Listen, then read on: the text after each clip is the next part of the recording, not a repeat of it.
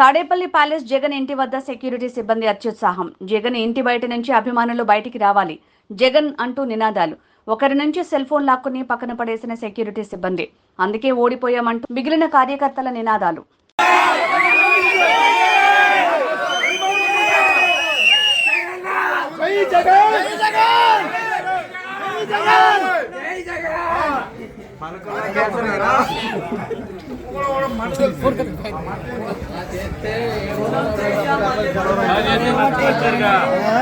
ఇలా చేసే మీరు నష్టపోయాం.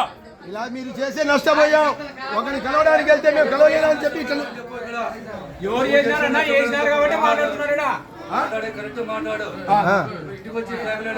ఇప్పుడు ఫోన్ ఒకరు ఇప్పుడు